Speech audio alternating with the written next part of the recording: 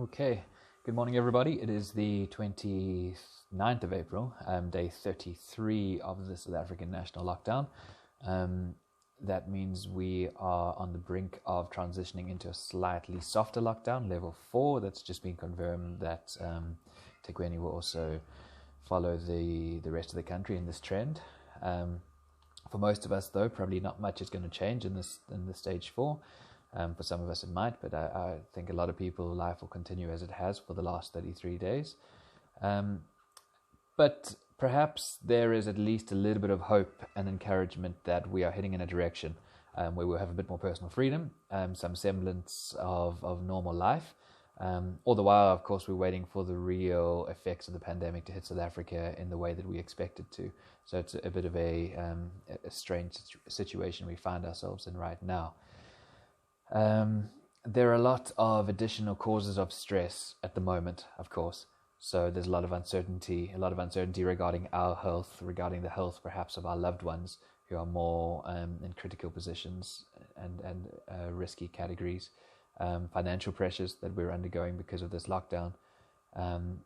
Efforts to manage our mental health during these restrictive conditions.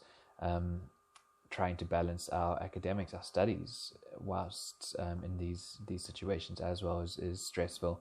Loneliness can cause stress. Being isolated can be stressful.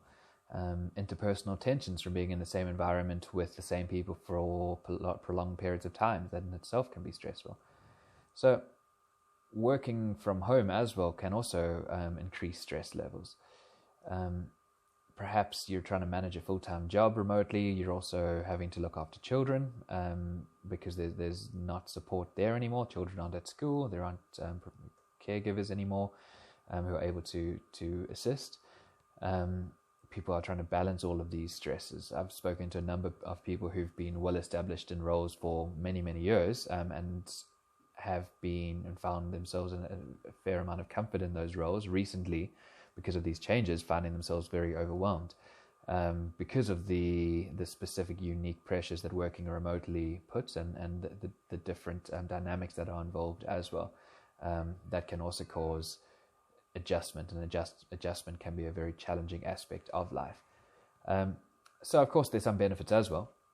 Working from home can also reduce certain stress levels. Maybe our lives might have slowed down a little bit. They might be less busy than they were before. There might be less stressful interactions with people. There might be less stressful experiences like spending hours in traffic. We're not rushing around all over the place. Our lives might be simpler than they were before. This in itself can assist with stress management. So wherever you find yourself in this, whether it is that you find increased stress or decreased stress, or sometimes more, sometimes less, some areas of your life maybe are more stressful, maybe some are less stressful. As always, self-care is important, and finding mechanisms for managing this stress effectively is very important as well. So today we're going to speak just a little bit about relaxation techniques and how these can be important tools in managing these efforts of stress. So essentially a relaxation technique is exactly what it sounds like. So it's a tool you can use for utilizing it's a tool you can use for relaxing yourself, I should say, physically and cognitively. As we discussed in a previous video on stress management, which was last week, I think, much of stress is a result of the body's response to a perceived threat. So this triggers a physiological response, and this can begin to cause damage if it's constantly aroused or if it's not managed effectively, if we're under chronic stress conditions as well. So relaxation techniques are a way of exerting a calming influence on the body to effectively gear down this response. So we're going to talk about 3 basic types of relaxation techniques in this video. In the next video, we're actually going to go through them practically together and combine them. So the first one we'll talk about very basically is just deep breathing exercise. This is a simple yet very effective way of de-stressing. So when we're feeling stressed or anxious, what happens is our breathing tends to speed up and become shallower. As discussed before, this is part of the fight or flight response. It's our stress response. The purpose is to get more oxygen into our lungs and bloodstream, prepare ourselves for action, whether it's running or fighting. And this feeling of these increased breaths, we can think of the breath in and out, this is the opposite of feeling calm and centered.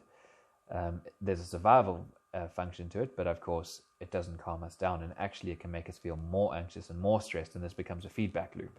So deep breathing is a very powerful tool of just interrupting this process and reducing stress and tension and symptoms of trauma as well. It's been shown to be effective with. And it only has to take a few minutes, even seconds. Done effectively, you could do it for a few minutes, but it doesn't have to be much longer than that. So the process is just one of slowing your breathing down.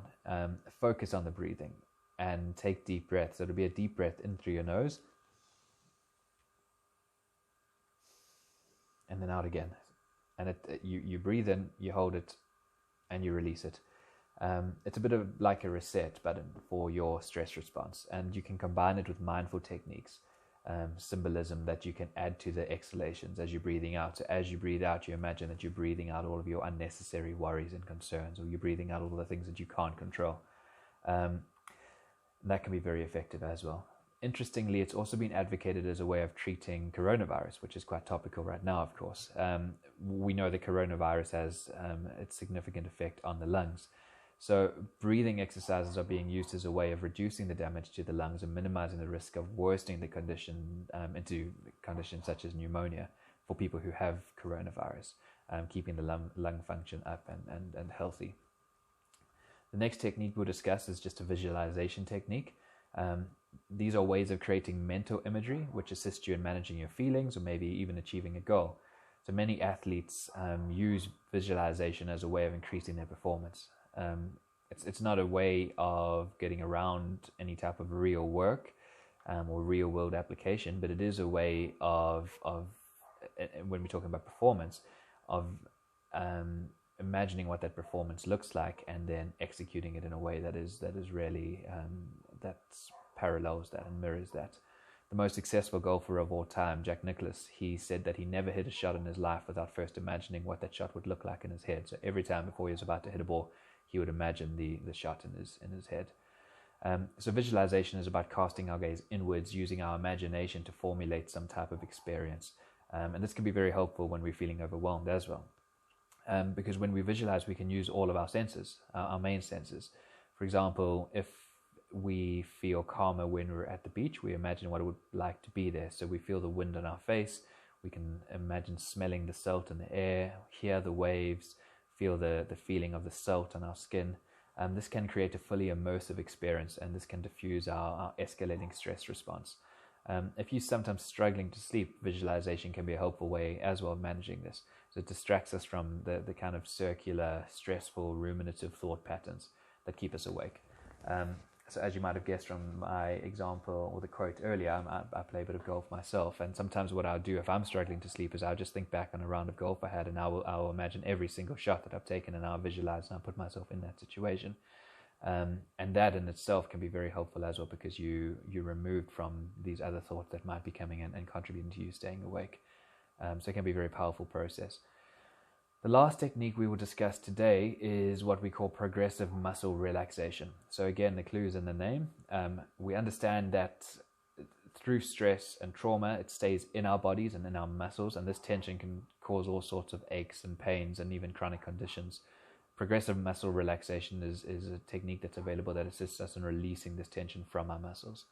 And the process is just one of focusing on different muscle groups, going through the different muscle groups in the body, and with each one we tense it up as much as we can, we hold that tension, and then we release it slowly, and that actually takes us past the point where it was before to an even more relaxed state.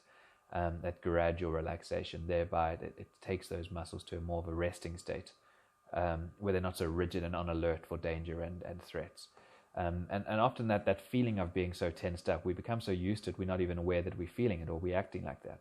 You can see it sometimes with the way we clench our teeth. Sometimes you won't even realize you're clenching your teeth until you suddenly become aware of it, and you think, well, I've been doing this for the last 10 minutes. So progressive muscle relaxation assists you in resetting that response. It's been very effective in relaxing the body. It's been, research has shown, and this is, of course, is a very significant aspect of managing stress. So these are just 3 aspects of relaxation techniques: the deep breathing, the visualization, and the progressive muscle relaxation. In our next session, we are going to combine all 3 of them together with some mindfulness, with some self-compassion, and walk through a relaxation technique that we can all do together. And and that will be hopefully helpful in managing your stress and getting your bodies and your minds a little bit more relaxed as you manage all of these challenges that are in front of us right now. So thank you very much. Enjoy the rest of your short week. Look after yourselves and the people around you, and we'll catch up in the next video.